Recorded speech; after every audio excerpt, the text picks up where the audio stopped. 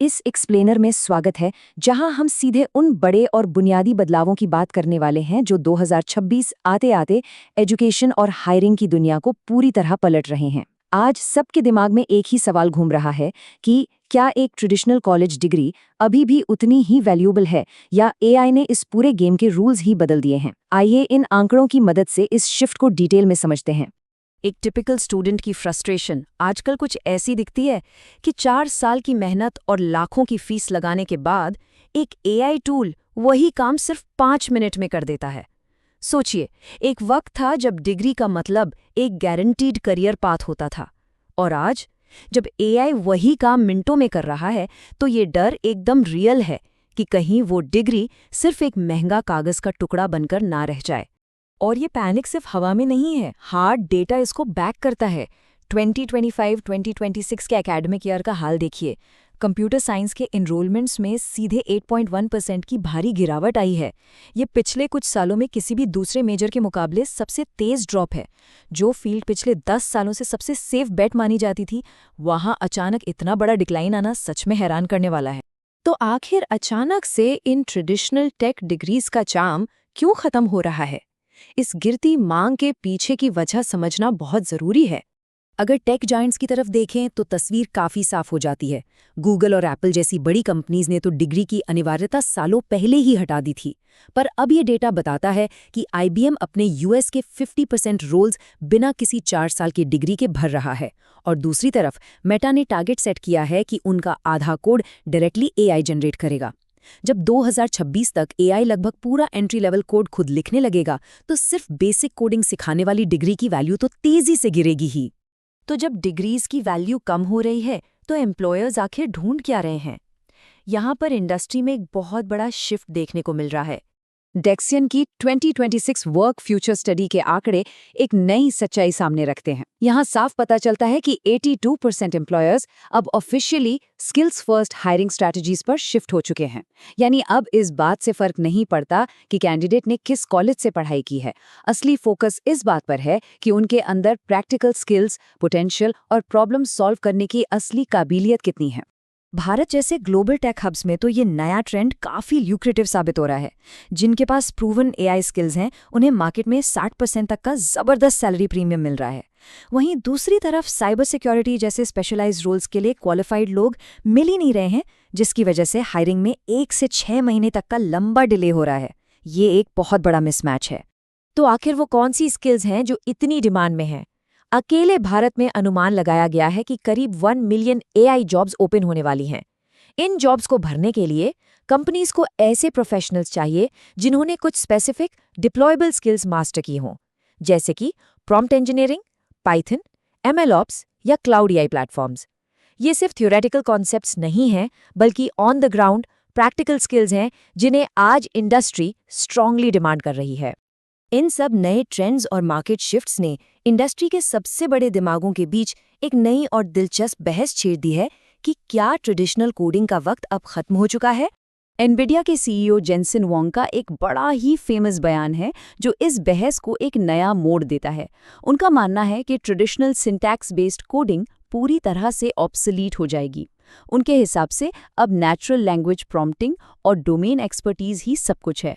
उन्होंने यहाँ तक कह दिया कि स्टूडेंट्स को अब कोड करना नहीं सीखना चाहिए, क्योंकि एआई की वजह से अब एक तरह से हर कोई प्रोग्रामर बन चुका है।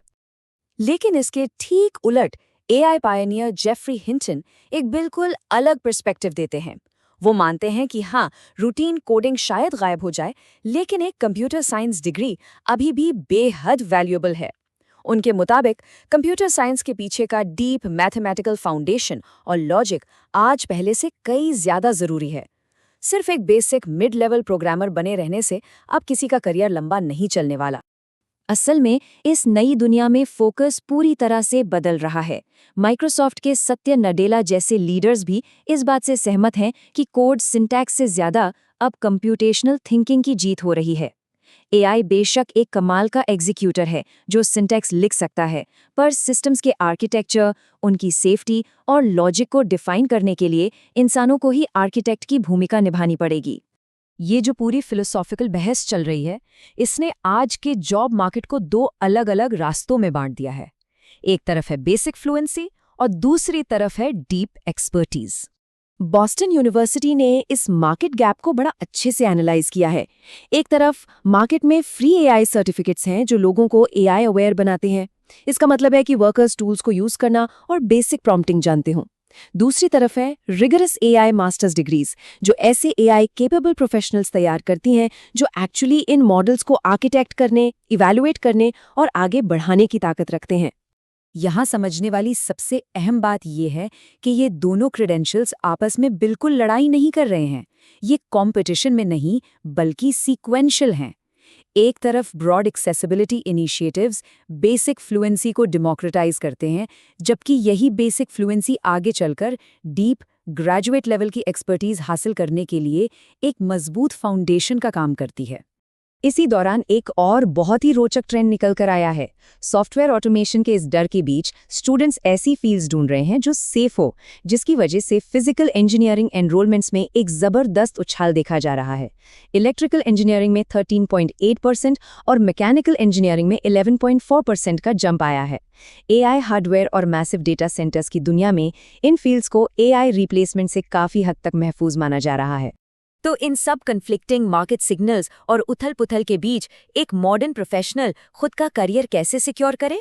आइए देखते हैं 2026 का विनिंग करियर प्लेबुक। डेक्शियन स्टडी से एक बात तो बिल्कुल शीशे की तरह साफ है। अगर आज के टाइम में सर्वाइव करना है तो कंटिन्यूअस हैंड्स ऑन लर्निंग का कोई और ऑल्टरनेटिव नहीं है। ये एक नॉन नेगोशिएबल शर्त बन चुकी है। लगातार सीखना और नए स्किल्स अपनाना अब कोई चॉइस नहीं बची है, ये जरूरत है। ये पूरा विनिंग प्लेबुक बेसिकली स्किल्स को स्टेप बाय स्टेप स्टैक करने पर निर्भर करता है। पहला कदम, इन शॉर्ट सर्टिफिकेट्स के जरिए इमीडिएट एआई फ्लुएंसी हासिल करना। दूसरा कदम, इन स्किल्स को वैलिडेट करने के लिए रियल वर्ल्ड प्रोजेक्ट्स का एक पब्लिक पोर्टफोलियो बनाना। और तीसरा और सबसे एडवांस्ड कदम, उन डीप कॉम्प्लेक्स कंप्यूटेशनल फंडामेंटल्स को मास्टर करना ताकि सिस्टम्स को बिल्कुल रूट लेवल पर समझा जा सके। इस पूरे विश्लेषण को खत्म करने से पहले एक बड़ा सवाल हम सबके सामने आता है। फ्यूचर ऑफ वर्क में क्या आने वाले प्रोफेशनल्स सिर्फ इन नए टूल्स को प्रॉम्प्ट करने की लिमिट तक रहेंगे, या फिर वो आगे बढ़कर इन पूरी दुनिया को चलाने वाले सिस्टम्स के आर्किटेक्ट बनेंगे? एआई इकोनॉमी जरूर इन दोनों ही रास्तों को रिवॉर्ड करेगी, लेकिन आखिर में करियर की सबसे ऊंची उड़ान और सक्सेस बस इस एक चुनाव पर निर्भर करेगी कि क्या हम सिर्फ टूल्स को यूज करने वाले बनेंगे या दुनिया डिजाइन करने वाले।